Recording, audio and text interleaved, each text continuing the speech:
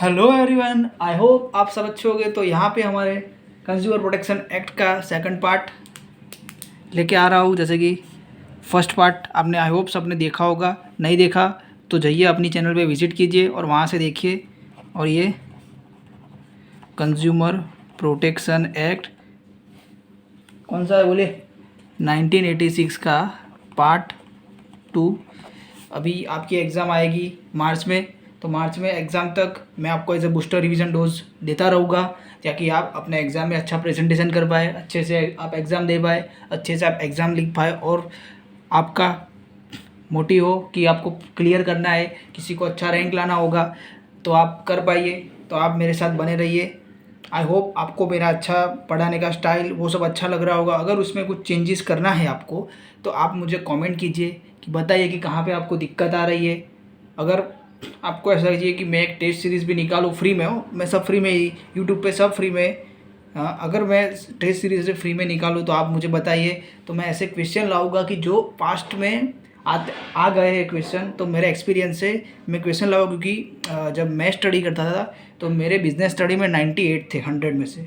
सो मेरे पास जितना भी नॉलेज है तो उससे मैं एक क्वेश्चन पेपर बनाऊंगा।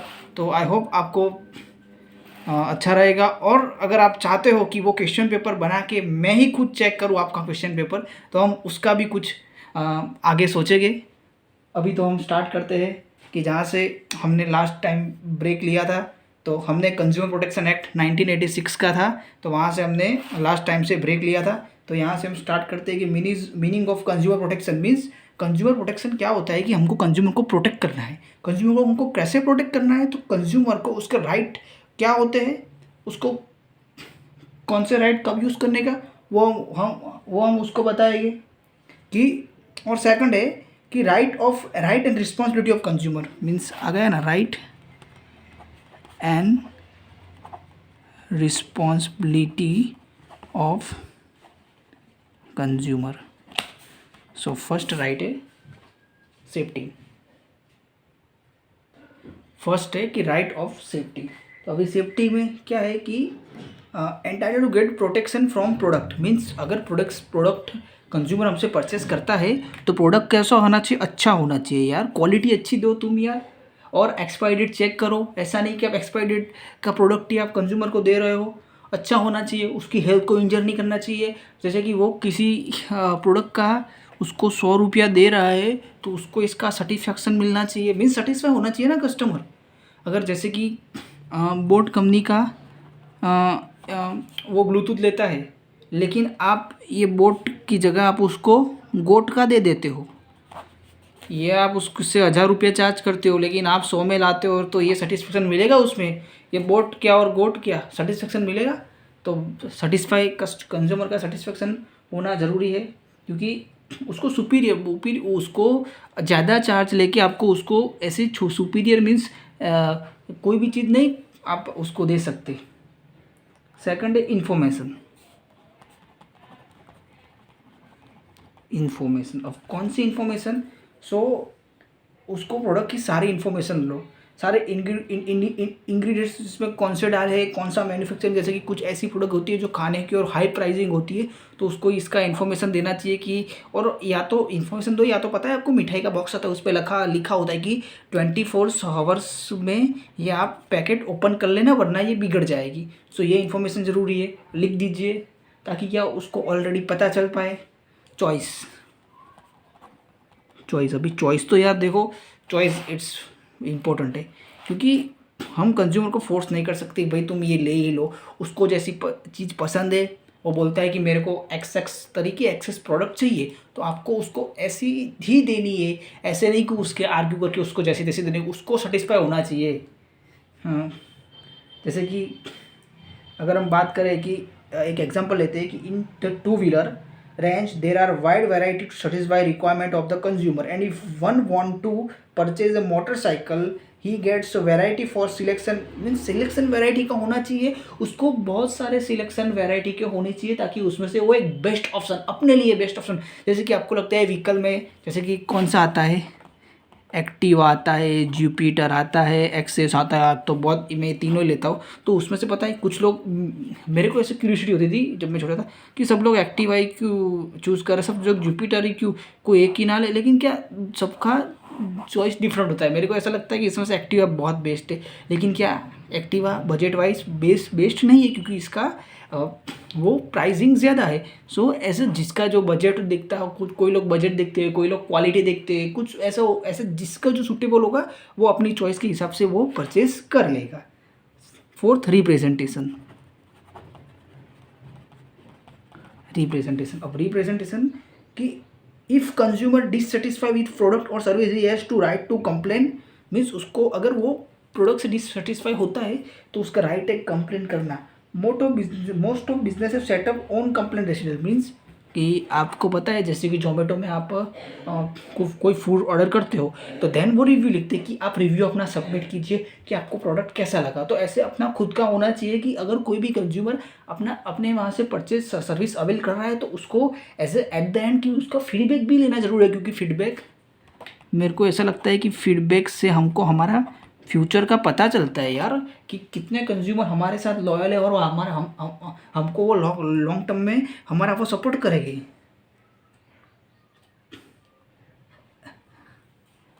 5 थे रेडिसल। तो अब ये क्या है, इफ़ कस्टमर गेट सब स्टैंडर्ड क्वालिटी। मीन्स क्वालिटी को आप ऐसा मेन फोकस रखिए।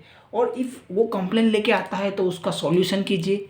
वो रिप्लेसमेंट मांगता है तो वो रिप्लेसमेंट की भी, अब अगर बन सकता है तो रिप्लेसमेंट भी कर दीजिए। क्योंकि customer is the king of the market and उसको हाईएस्ट सेटिस्फेक्शन मिलना चाहिए। और उसे ऐसी प्रोडक्ट दीजिए कि आपका या लाइक आपकी प्रोडक्ट का वो दीवाना हो जाए।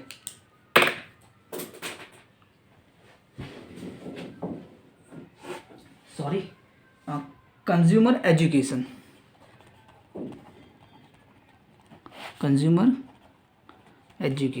सो यहाँ पे बात की गई है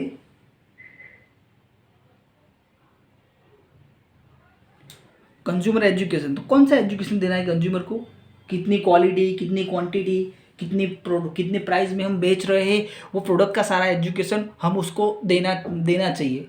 जैसे कि कुछ ऐसी चीज़ें होती है जहाँ पे एजुकेशन ज़रूरी होता है तो वहाँ से उसको हम देना चाहिए। अब यहाँ पे बेसिक नीड्स में एक दो पॉइंट है।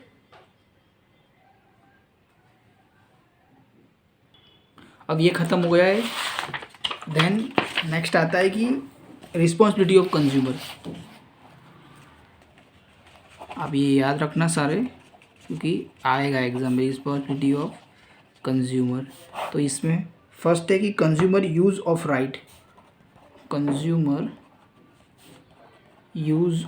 राइट। सो फर्स्ट है कि every consumer as a number of right which are legally available and use of this. Means जो लीगली अवेलेबल राइट है, तो लीगली हमारे राइट है, कहाँ पे राइट है हमारे लीगली बताइए मेरे को। कंज्यूमर प्रोटेक्शन एक्ट में, कौन से 1986 में जो राइट है हमको क्या करना है, उसको यूज़ करना है भाई। ऐसे ही नहीं दिया है हमको वो राइट, उसको हमें यूज़ करके हमें अपना अधिकार लेना है। किससे, जो हमको फोर्स परचेस कर रहा है, हमको ऐसा क्वालिटी इन्फीरियर क्वालिटी के गुड्स दे रहा है, हमको एज ए छेतर रहा है, हमको एज ए क्या बोलते हैं कि जितना प्राइस ले रहा है वो उतना हमको सेटिस्फेक्शन नहीं दे रहा है। सेकंड है beware of misleading advertisement.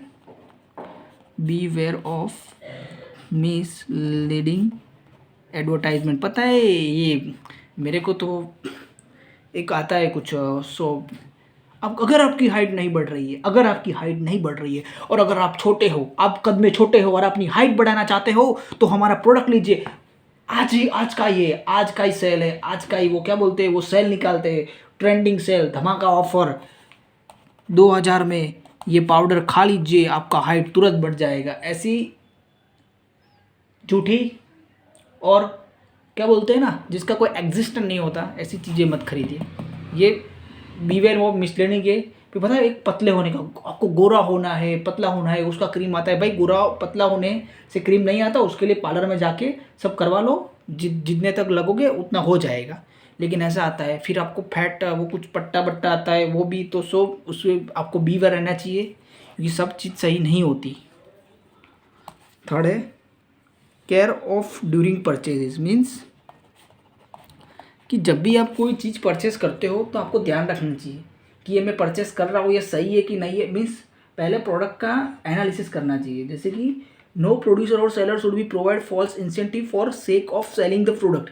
Means अगर वो अपनी प्रोडक्ट को बेचने के लिए गलत नहीं बोल सकता। If the purchase customer should emphasize on getting, means वो जो बोल रहा है हमको, जो इन्फॉर्मेशन दे रहा है प्रोडक्ट के बारे में, हमको एज अ थर्ड पार्टी के थ्रू भी जान लेना चाहिए कि अगर जैसे कि मैं कोई एक स्टोर में फ्रिज लेने जा रहा हूँ तो मैं क्या करूँगा, पहले फ्रिज को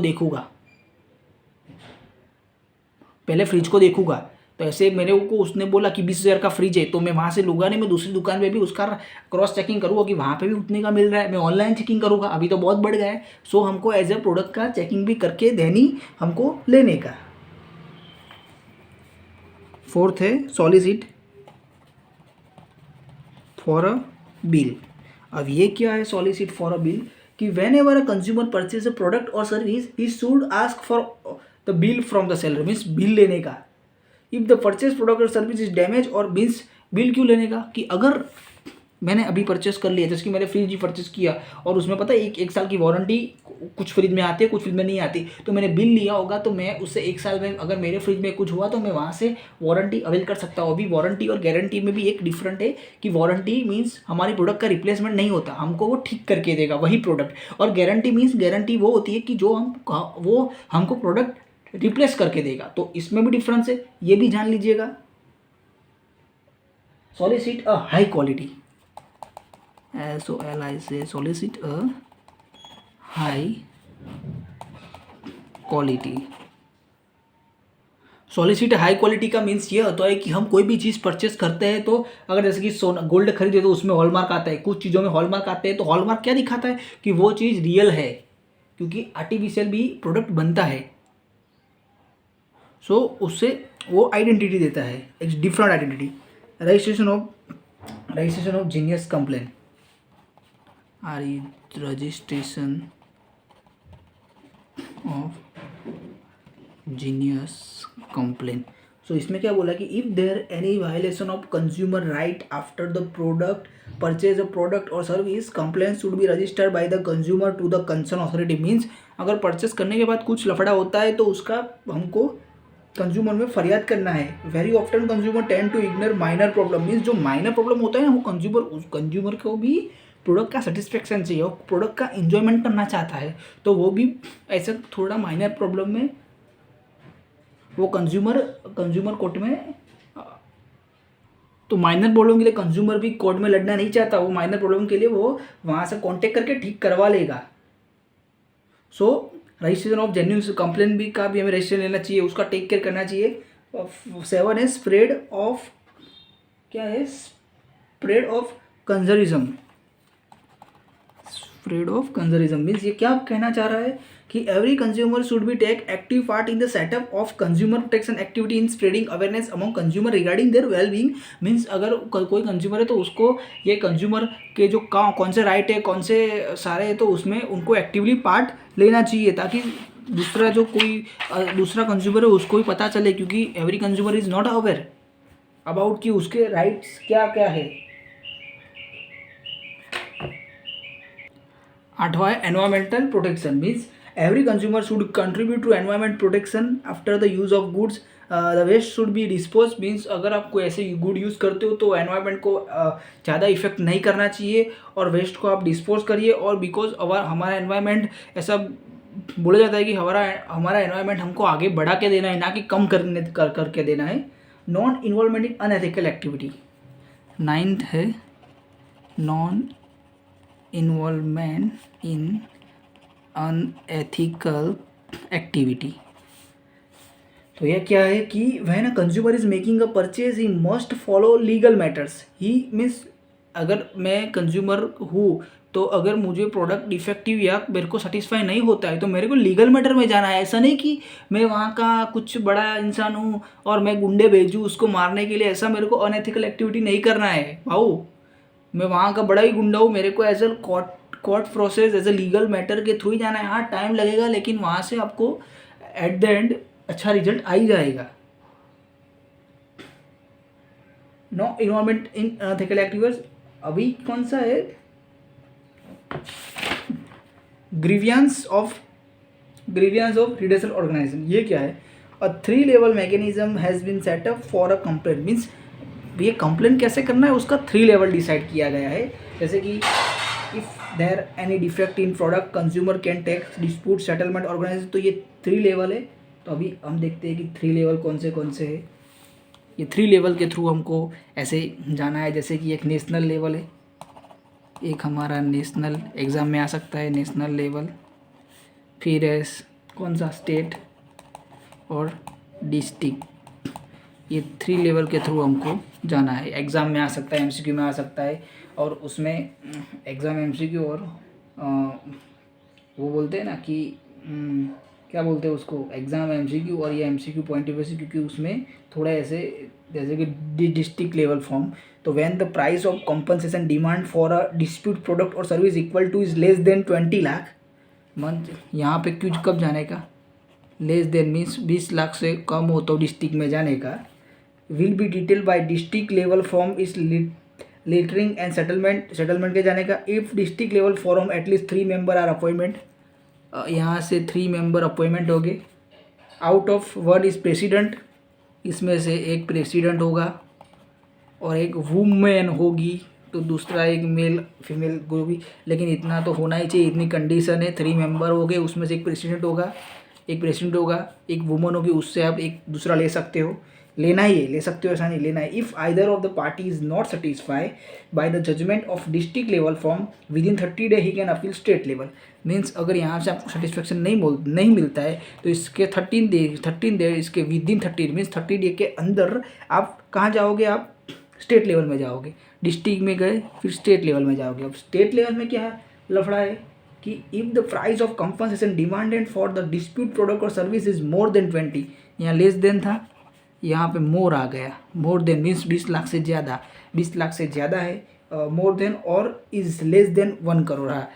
मोर देन 20 लाख, यहाँ 20 लाख से कम है, यहाँ मोर देन 20 लाख और less than 1 crore means 1 crore से कम है, तो वहाँ पे हमको जाना है। The state level commission listen the dispute and settle, means यहाँ पे डिस्प्यूट इफ़ पार्टी अगर यहाँ से भी उनको सेटिस्फैक्शन नहीं मिलता है by the judgment of district level forum and it is brought to the state level commission, it will be heard by them. The state government appoint at least 3 member out of which 1 will president, 1 will be woman।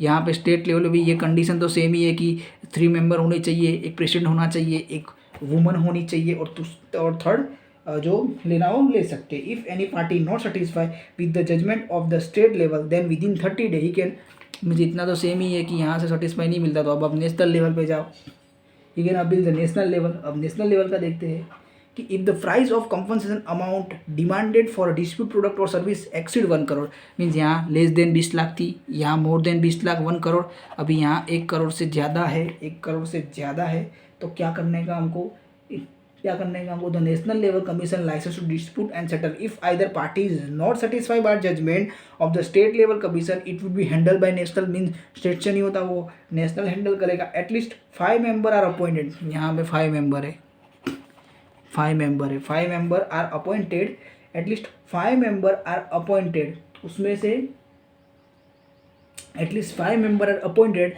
by central government, out of which 1 is president and 1 should be